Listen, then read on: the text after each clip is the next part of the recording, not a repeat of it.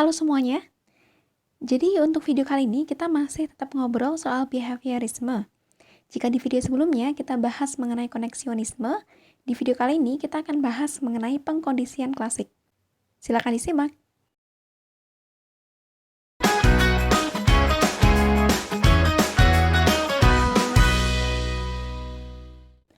Tokoh dalam pengkondisian klasik itu adalah Ivan Pavlov.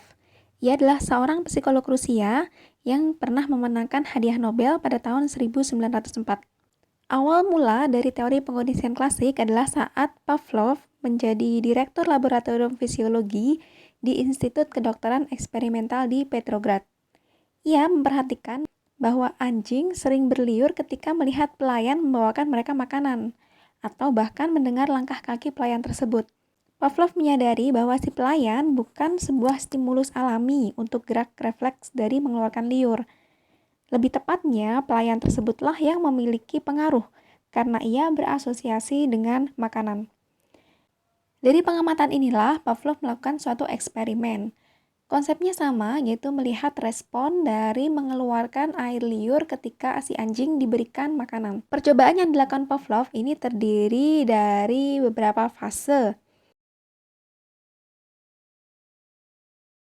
Ini ada stimulus dan ada respon. Fase ke-0 yaitu Pavlov membunyikan sebuah metronom, atau mungkin kita di sini anggap aja dia sebuah lonceng gitu ya, biar lebih gampang untuk menangkapnya. Ketika Pavlov membunyikan lonceng, anjing tidak mengeluarkan air liurnya. Jadi dalam kasus ini lonceng itu dijadikan Pavlov sebagai stimulus yang netral. Kemudian pada fase pertama, anjing diberikan stimulus berupa daging. Nah, daging ini masuk dalam kategori UCS atau unconditioned stimulus atau stimulus yang tak terkondisi.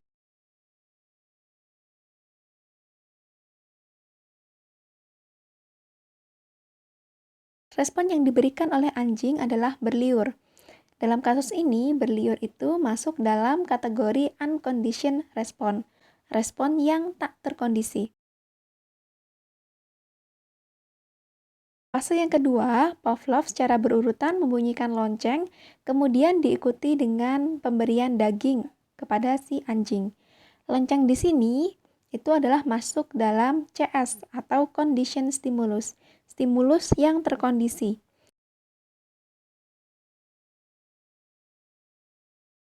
Kemudian daging ini adalah unconditioned stimulus, stimulus yang tak terkondisi.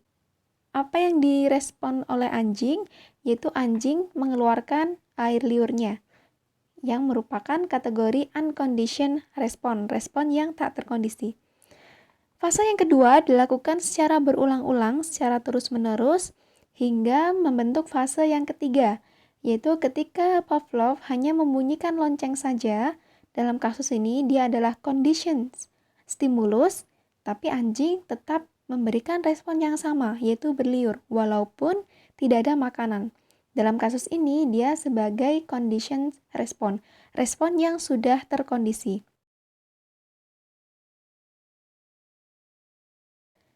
Nah, pada fase ketiga ini, ketika treatment yang dilakukan itu makin berkurang, artinya lonceng dibunyikan tapi tidak ada daging, kemudian terus seperti itu terus, maka direspon oleh anjing itu adalah responnya semakin menurun,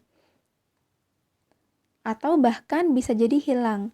Dalam kasus ini, konsep ini disebut dengan kepunahan atau extinction. Akan tetapi, kepunahan ini bukan berarti dalam jangka waktu yang selamanya. Apabila diberikan stimulus yang sama, yaitu kembali lagi ke fase kedua, lonceng, kemudian diikuti daging, seterusnya, sampai beberapa kali, maka respon anjing adalah tetap mengeluarkan air liur, walaupun nantinya dagingnya ditiadakan. Dalam kasus ini, berarti ketika ada kepunahan atau hilangnya suatu respon tertentu bukan berarti itu akan hilang selamanya, asalkan nanti ada kondisi-kondisi atau dibiasakan melakukan sesuatu, maka itu akan kembali lagi. Jadi hanya bersifat sementara. Dalam kasus pengkondisian yang lebih tinggi dan yang lebih kompleks, seseorang bisa mengkondisikan tidak hanya mengenai lonceng, bunyi lonceng atau nggak bunyi lonceng, tapi bisa juga dengan mengkondisikan kuat lemahnya bunyi tersebut, keras atau lemahnya. Jadi ketika keras mungkin anjing bisa untuk berliur, tapi ketika loncengnya lemah, dia tidak mengeluarkan air liur. Ini masuk dalam pengkondisian yang lebih tinggi karena kekompleksitasannya. Nah, sebenarnya eksperimen dari Pavlov ini juga menjelaskan beberapa fenomena yang sudah kita kenal sehari-hari. Misalkan mungkin teman-teman pernah lihat bahwa atau teman-teman sendiri merasakan gugup ketika berjalan ke ruang ujian. Sebenarnya notabene berjalan ke ruang ujian itu kan hal yang biasa. Tapi ketika seseorang mengasosiasikan berjalan ke ruang ujian dengan khawatir kegagalan, nanti ujiannya gimana, skornya gimana, maka itu bisa membuat seseorang menjadi gugup. Walaupun hanya dengan berjalan aja. Karena dia mengasosiasikan ruang ujian sebagai sesuatu kegagalan. Atau misalkan gugup ketika guru membahas rencana ujian, guru masuk ke kelas itu sudah gugup. Misalkan ada guru matematika masuk ke kelas itu sudah gugup. Nah, itu sebenarnya juga bisa dikategorikan merupakan condition response. Sama halnya ketika seorang siswa gugup atau sudah takut dengan guru matematika tertentu. Guru matematikanya kan sebenarnya nggak ada masalah ya. Tapi karena siswa tersebut mengasosiasikan guru matematika tersebut dengan susahnya matematika, nanti dimarahi dan lain sebagainya, maka melihat guru matematika aja itu bisa membuat gugup. Nah, sama halnya ketika seseorang stres ketika gagal ujian. Sebenarnya istilah gagal itu kan sebenarnya istilah yang biasa ya, seseorang bisa gagal kapanpun. Akan tetapi ketika seseorang itu mengasosiasikan kegagalan ini dengan kemarahan orang tua, hancurnya masa depan, gak ada kesempatan lagi, minder, maka dia bisa stres duluan gitu. Ketika seseorang itu gagal ujian, karena dia mengasosiasikan kegagalan ini dengan hal-hal yang membuat dia stres. Nah, selanjutnya saya akan membahas mengenai penelitian dari Garcia dan Colling. Garcia dan Colling ini berpendapat bahwa semua makhluk hidup itu pada dasarnya telah memiliki pola perilaku dasar yang membantu mereka bertahan hidup dalam lingkungan keberadaan mereka. Tetapi dengan melakukan pembelajaran, itu memberikan penyesuaian-penyesuaian atau adaptasi yang diperlukan untuk dapat bertahan hidup atau beradaptasi dengan baik. Baik, di sini saya akan menjelaskan mengenai penelitian Garcia dan Colling. Penelitian ini dilakukan kepada sekelompok tikus. Jadi ada 2 kelompok tikus. Oke, ini tikus ya, anggap aja tikus. Oke, ini adalah tikus. Nah, fase pertama, kedua kelompok ini diberikan treatment yang sama, yaitu mereka mempunyai air yang diberikan sakarin. Sakarin ini semacam obat, tapi nggak sampai mematikan tikus. Jadi mungkin bikin tikus nggak nyaman, tapi nggak sampai mati. Kemudian, kedua kelompok ini juga diberikan cahaya yang terang. Kita tahu dong, tikus kan nggak suka sama cahaya yang terang. Dan diberikan suara-suara yang berisik. Jadi dua treatmentnya sama.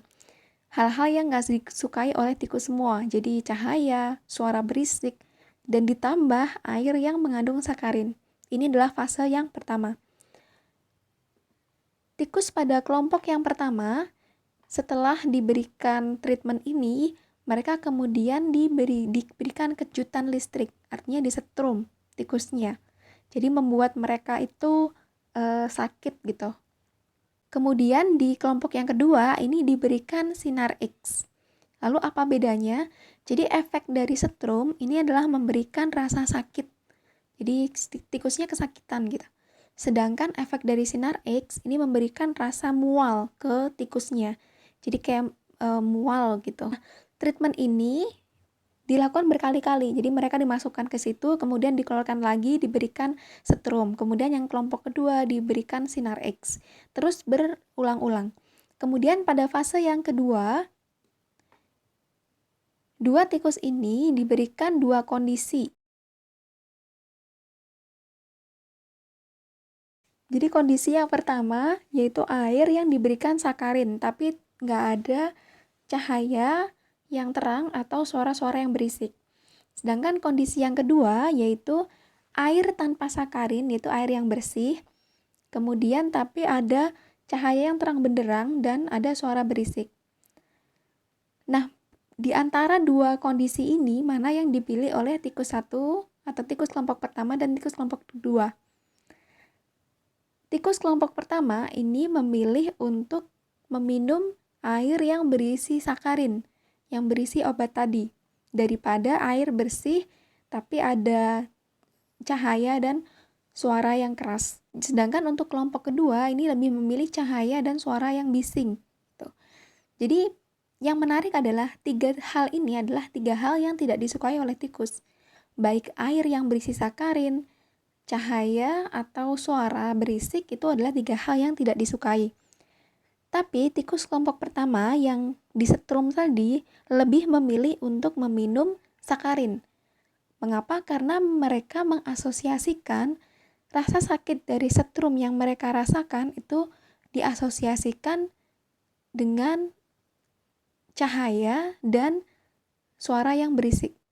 Sedangkan tikus yang di kelompok kedua lebih memilih cahaya dan suara yang berisik. Nah, tikus yang kedua ini mengasosiasikan rasa mual yang mereka rasakan dan rasa nggak enak yang mereka rasakan itu adalah berasal dari air yang mereka minum. Nah, eksperimen ini membuktikan bahwa seperti yang dikatakan oleh Garcia dan Colling, sebenarnya semua makhluk hidup ini mempunyai pola perilaku dasar untuk bisa bertahan hidup dan beradaptasi dengan lebih baik. Dalam hal teori pengkondisian klasik ini termasuk dalam pengaruh biologis.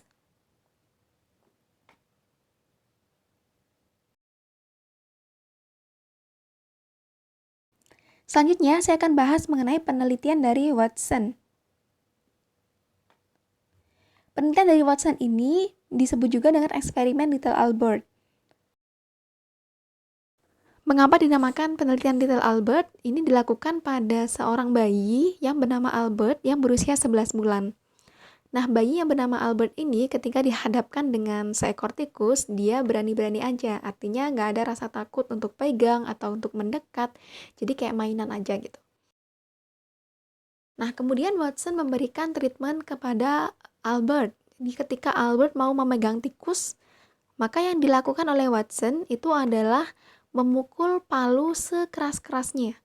Hingga Albert ini kaget, ketakutan, kemudian jatuh di tempat tidur, pokoknya sampai takut banget gitu.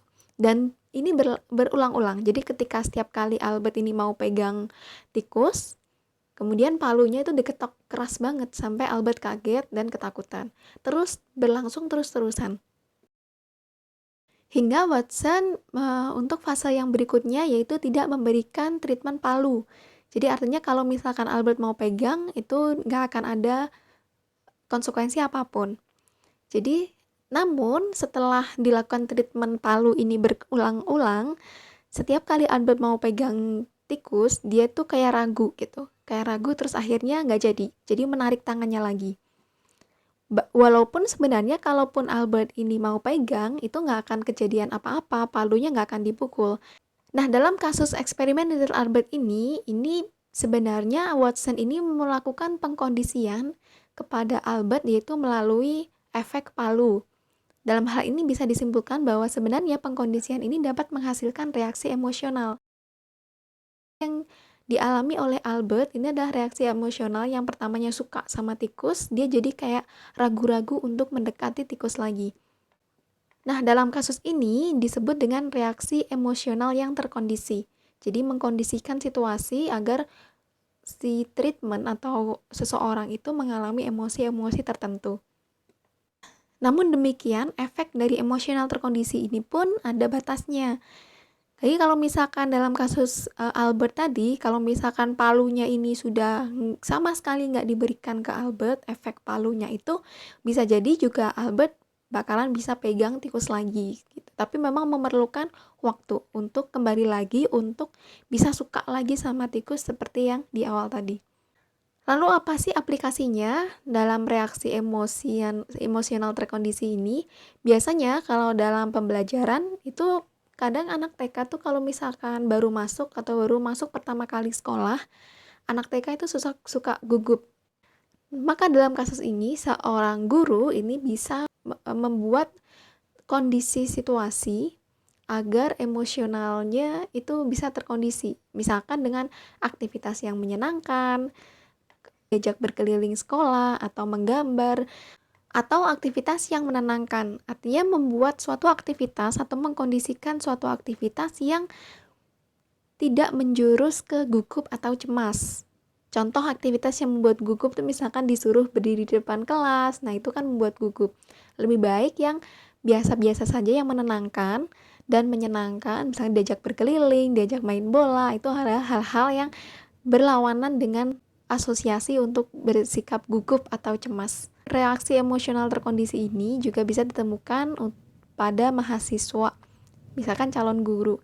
Biasanya kan kalau misalkan nggak terbiasa untuk berbicara di depan kelas atau menyerangkan sesuatu, itu pasti ada rasa gugupnya, apalagi kalau misalkan baru pertama kali mengajar. Lalu apa yang bisa dilakukan, kondisi situasi seperti apa agar nggak gugup lagi? Harus terbiasa di kelas. Jadi sebelum ngajar mungkin bisa masuk ke kelas dulu untuk lihat situasi kelasnya kayak gimana, membaur dulu gitu. Atau bisa juga dengan observasi. Jadi awal-awal lihat dulu gimana sih cara guru untuk melakukan observasi. Oke, itu tadi mengenai teori pengkondisian klasik. Jadi kalau misalkan bisa dirangkum, ternyata emosi seseorang atau respon seseorang itu bisa dikondisikan melalui treatment-treatment tertentu, sehingga ketika kita tahu bahwa emosi dan respon seseorang itu bisa terkondisi, maka kita bisa melakukan suatu treatment untuk membuat orang lain itu merasakan emosi tertentu atau untuk melakukan respon tertentu sesuai dengan apa yang kita inginkan. Oke, itu saja untuk video kali ini. Semoga memberikan manfaat buat teman-teman semua yang sedang mempelajari teori-teori pembelajaran. Terima kasih dan